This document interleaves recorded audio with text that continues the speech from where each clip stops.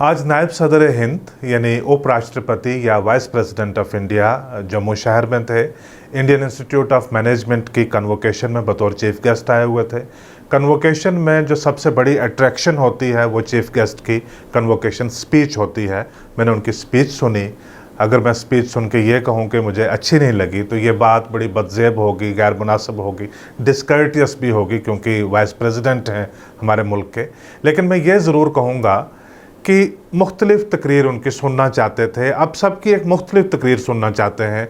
वक्त इतना गुजर गया है कि ऐसा लगता है कि तकरीर भी बदलनी चाहिए। ऐसा क्यों, मैं बात करूंगा उसके बारे में। मेरा नाम ज़फ़र चौधरी है। जब मैं वाइस प्रेसिडेंट वेंकैया नायडू साहब की तकरीर सुनकर फ़ारिग हुआ तो मुझे याद आया 1996 की बात है। तब मैं लगभग 20 बरस का रहा हूँगा, कॉलेज में पढ़ता था। तो हमारे शहर में प्राइम मिनिस्टर साहब तशरीफ़ लाए। HD देवेगौड़ा थे प्राइम मिनिस्टर। और हमारे कॉलेज में भी इतला दी गई, मैं कॉलेज में पढ़ता था, वहाँ पे इतला दी गई कि जो भी लड़के लड़कियाँ दिलचस्पी रखते हों प्राइम मिनिस्टर की तकरीर सुनने में तो वो आ जाएं जलसागाह में।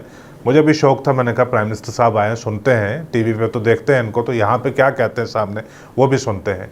देवेगौड़ा साहब पहले ऐसे प्राइम मिनिस्टर थे हिंदुस्तान के जो हिंदी भाषी नहीं थे, यानी हिंदी में, हिंदुस्तानी में या उर्दू, खैर हिंदुस्तानी में बात नहीं करते थे, यानी कि नॉर्थ इंडिया में ज़्यादा समझ नहीं आती थी। वो अंग्रेज़ी में बात करते थे अगर नॉर्थ इंडियंस के साथ भी बात करनी पड़े तो, लिहाजा वो अपने साथ एक ट्रांसलेटर रखते थे। आजकल आप देख रहे हैं ना इंतखाबात में वेस्ट बंगाल में या केरला में, जहाँ पे होम मिनिस्टर गए हुए होते हैं अमित शाह, उन्होंने साथ में एक सज्जन खड़े किए हुए होते हैं। ये जब बड़ी तकरीर अपनी करते हैं तो वो साथ में उसको ट्रांसलेटेड वर्शन है वो लोगों के सामने बताते हैं।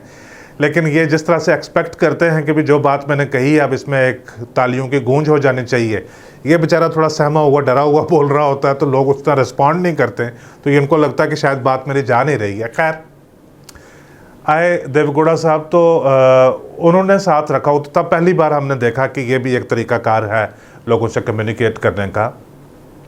उनके साथ थे मौलाना इफ्तिखार अंसारी, एक जम्मू कश्मीर के बड़े लीडर। अब वो नहीं रहे हैं। वो एक बड़े पॉलिटिशियन ज़रूर थे, एक स्ट्रेटजिस्ट भी थे और बड़े बिजनेसमैन थे, लेकिन इसी के साथ साथ एक एक्सीलेंट स्कॉलर भी थे। बहुत सारी ज़ुबानों के ऊपर उनको अबूर भी था। देवेगौड़ा साहब जब बोलते थे अंग्रेज़ी में तो वो उर्दू में ट्रांसलेट करके बताते थे। काफ़ी तकरीर उनकी सुनकर अच्छी लगी। तो ये वो वक्त था कि जब एक ट्रांजिशन हो रही थी 1990 से लेकर 96 तक। यहाँ पे हुकूमत नहीं थी, जो डेमोक्रेटिक इलेक्टेड गवर्नमेंट है वो नहीं थी, सेंट्रल रूल गवर्नर का दौर है वो था, लोगों को एक्सेस नहीं था सिस्टम में। तो अब प्राइम मिनिस्टर साहब जब आए तो वो एक नया प्रॉमिस, एक नई बात वो लोगों के सामने रख रहे थे। उसी साल नए इंतखाबात भी हुए, एक नई डेमोक्रेटिकली इलेक्टेड गवर्नमेंट भी आई।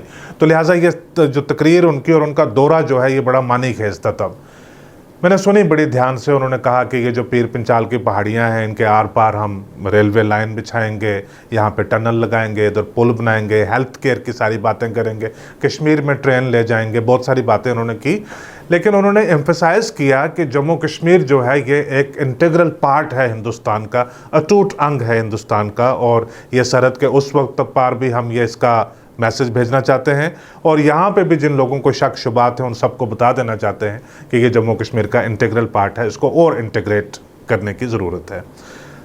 तब मैं रात को जब घर जाके मैंने सोचा तो मुझे समझ में नहीं आया कि क्यों प्राइम मिनिस्टर साहब कह रहे थे कि ये इंटीग्रल पार्ट है। मैंने सारा एक रिवाइंड करके सोचा, सिर्फ अपनी बात नहीं है, एक जिस कल्चरल मोज़ैक में जिस तरह की ज़िंदगी हम बसर करते हैं उसमें रिवाइंड करके सोचा कि माँ की गोद से निकलते हैं, चलना शुरू करते हैं, ज़ुबान दुरुस्त होती है, आहिस्ता आहिस्ता थोड़े बड़े होते हैं, थोड़े खासे होते हैं, स्कूल में जाते हैं तो वहाँ पे सारे जहाँ से अच्छा हिंदुस्तान हमारा, हम बुलबुलें हैं इसकी, ये गुलिस्तान हमारा। फिर थोड़ा सारा जब तलफ़्फ़ुज़ दुरुस्त होता है तो जन गण मन अधिनायक जया है। मुझे लगा कि ये हम फिर क्यों इतने सालों से सारा पढ़ रहे थे, अगर आज प्राइम मिनिस्टर साहब रीएम्फसाइज़ कर रहे हैं, आज प्राइम मिनिस्टर साहब को ये बताने की ज़रूरत पड़ रही है कि इंटीग्रल पार्ट है। हमने तो कभी इसके बारे में कभी सवाल पूछा नहीं था, ये क्यों आकर यहाँ पे ये बता रहे हैं। ये 1996 बहुत पहले की बात है, 25 साल हो गए। अब तो उसके बाद 2019 में और भी इतनी बड़ी तब्दीलियां हुई जिसके बाद मुल्क को क्या पूरी दुनिया को बताया कि अगर ज़रा भर भी किसी किस्म के जो शक शुबात रह गए थे वो हमने दूर कर दिए हैं। अब ये इंटीग्रल पार्ट बन गया हुआ है। आज जब वाइस प्रेसिडेंट साहब आए तो उनकी तकरीर में नॉर्मली आप तवक्को क्या करते हैं, आपकी एक्सपेक्टेशन क्या होती है कि इंडियन इंस्टीट्यूट ऑफ मैनेजमेंट यानी मैनेजमेंट के एतबार से मुल्क भर में जो सबसे बेहतरीन इदारे हैं उनमें से एक होता है IIM। सिर्फ मुल्क भर में नहीं बल्कि दुनिया भर में जो मैनेजमेंट के सम ऑफ द बेस्ट इंस्टीट्यूशंस उनमें रेट किया जाता है हिंदुस्तान के IIMs को, इंडियन इंस्टीट्यूट ऑफ मैनेजमेंट्स को। बड़ी खुशकिस्मती की बात है कि हमारे जम्मू कश्मीर में जम्मू में एक IIM है। यहाँ से जब आप पास आउट कर रहे हो तो आपका ऑडियंस कौन है? वो स्टूडेंट्स हैं जो अब एक नया करियर अपना बिल्ड कर रहे हैं, मुल्क में और दुनिया में की प्रोग्रेस में कंट्रीब्यूट करने की तैयारी कर रहे हैं।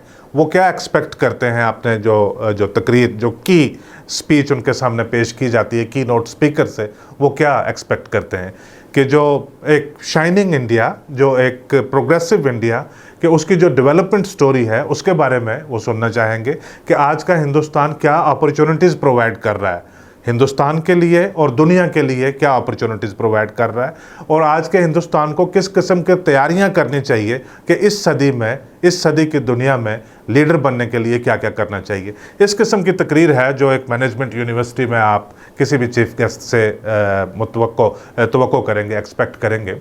लेकिन जो वाइस प्रेसिडेंट साहब की तकरीर थी उसमें था यही, नाम ले लिया उन्होंने लेकिन बताया कि एक पड़ोसी मुल्क हैं, वो साजिश करते हैं हमारे ख़िलाफ़, लेकिन हम उनको ये चेतावनी देना चाहते हैं कि वो हमारे ख़िलाफ़ साजिशें करने बंद करें। वो हमारे ख़िलाफ़ यहाँ पे प्रॉब्लम्स क्रिएट करते हैं, लेकिन हम कैपेबल हैं कि हम इंटरनली सारी प्रॉब्लम्स को, हम बड़ी सिविलाइज्ड मुल्क हैं, हम सारी प्रॉब्लम्स को हम डील कर सकते हैं, हैंडल कर सकते हैं। और जम्मू कश्मीर के हवाले से उन्होंने कहा कि अनसॉलिसिटेड एडवाइस, ऐसी राय, ऐसा मशवरा जो हिंदुस्तान आपसे मांग ही नहीं रहा है, जिसकी हिंदुस्तान को ज़रूरत ही नहीं है, वो जब आप देते रहते हैं तो हमारे इंटरनल अफेयर्स में, हमारे जो घर के घरेलू मामलात हैं उनमें वो दखलंदाजी होती है, और ये दखलंदाजी हम किसी भी सूरत में हम बर्दाश्त नहीं करते। बड़ी लंबी तकरीर इस सिलसिले में उन्होंने काफ़ी रीएम्फसाइज करके बहुत सारी चीज़ें कही। दुनिया की जो बाकी पावर्स हैं उनको ये उन्होंने वार्न किया कि आप अपने अपने मामलात में जो है वहीं पे आप अपना इंटरेस्ट रखें, हिंदुस्तान के इंटरनल मामलों में आप कमेंट ना किया करें। जो नेबर है, पड़ोसी है, स्क्रिप्टेड स्पीच थी उसके बारे में, पड़ोसी के बारे में उन्होंने बताया कि पड़ोसी बार बार हमारे ख़िलाफ़ साजिशें करता है, लेकिन ये साजिशें नाकाम करने के लिए हम कैपेबल हैं, हम सक्षम हैं, हम इस काबिल हैं कि हम इन साजिशों को नाकाम कर सकते हैं। फिर उन्होंने एक बड़ी बात कही तकरीर में, उन्होंने कहा कि बच्चे बच्चियों को, जो लड़के लड़कियां, जो स्टूडेंट्स हैं, जो पास आउट हैं कन्वोकेशन में, जिन्होंने आज डिग्रियां हासिल करके नए हिंदुस्तान की जो नई डेवलपमेंट ओडिसी है उसमें उन्होंने जो कंट्रीब्यूट करना है, उनको उन्होंने कहा कि जिस जगह आप तालीम हासिल कर रहे हैं ये हिंदुस्तान का एक इंटीग्रल पार्ट है, ये एक हिंदुस्तान का अटूट अंग है जहाँ पे आप तालीम हासिल कर रहे हैं जम्मू में। अब ये बच्चे बच्चियाँ जो होते हैं IIM में, ये मुल्क भर से होते हैं, ये ज़रूरी नहीं है ये जो जिस रियासत में IIM होता है उसके बच्चे बच्चियों की ज़रूरी नहीं है कि तादाद ज़्यादा हो। जम्मू कश्मीर के तो वैसे ही बहुत कम होती, 2% या 3% होती, बाकी मुल्क भर से होते हैं। तो मुल्क भर से जो बच्चे अब जो मैसेज लेकर उन्होंने पूरे हिंदुस्तान में जाना, उनको ये बताया कि आप जहाँ पे तालीम हासिल कर रहे हैं ये हिंदुस्तान का एक इंटीग्रल पार्ट है, और इसके ऊपर जो है वो ताली बज गई। मेरे जहन में आया कि ये तकरीर सुनते सुनते, मतलब अब मैंने 20 साल की उम्र में ये तकरीर सुनी थी, अब 46 साल मेरी उम्र हो गई है। 20 साल में भी वही तकरीर थी, 46 साल की उम्र में भी वही तकरीर है। अब मेरे बच्चे भी यही तकरीर सुन रहे हैं, एक और जनरेशन आएगी वो भी तकरीर इसी तरह से तकरीर चलती रहेगी कि ये इंटीग्रल पार्ट है। इतना कुछ हो भी गया इस दौरान, तो क्यों ना ऐसा माना जाए कि वक्त आया है कि तकरीर जो है वो बदली जाए, जम्मू कश्मीर के तय जो वो तकरीर है वो भी बदली जाए। जब कहा जाता है कि पड़ोसी को कहा जाता है या मुल्क के दूसरे हिस्सों को, मुल्क के दूसरे जो कैपिटल्स हैं उनको बोला जाता है कि आप हमारे अंदरूनी मामलात में मुदाखलत ना करें, हमें आप किसी किस्म की राय ना दें, तो मुल्क के अंदर भी बैठने वाले ये सोचते हैं, बाहर भी बैठने वाले ये सोचते हैं कि कौन से मामले हैं जिनके बारे में वार्न किया जा रहा है कि इनके बारे में आप नहीं। तो वो जो चीज़ जिसके ऊपर डिस्कशन, यानी जम्मू कश्मीर जिसके ऊपर डिस्कशन अवॉइड करना चाहते हैं, वो बार बार जो है वो डिस्कशन में आती रहती है। हमारी भी यही एक्सपेक्टेशन है, हमारी भी ये तवक्को है कि जब आप बेंगलोर में जाते हैं, जब आप आंध्र प्रदेश में हैदराबाद में जाते हैं, जब आप किसी शहर को सिलिकॉन सिटी, किसी से शहर को आईटी हब के तौर पे, इंडस्ट्रियल हब के तौर पे दुनिया के सामने रखते हैं, वहाँ से जो तकरीर होती है वहाँ के नौजवानों के लिए, वहाँ के लोगों के लिए, और वहाँ से जो मुल्क के लिए और वहाँ से जो दुनिया के लिए एक तकरीर होती है, उसी किस्म की तकरीर जम्मू कश्मीर में भी होनी चाहिए। तो वाइस प्रेसिडेंट साहब की तकरीर का मैं ये नहीं कहता कि मुझे पसंद नहीं आई, मैं सिर्फ ये कहता हूँ कि वक्त आया कि तकरीर भी अब बदलनी चाहिए। आज का एपिसोड देखने के लिए बहुत शुक्रिया।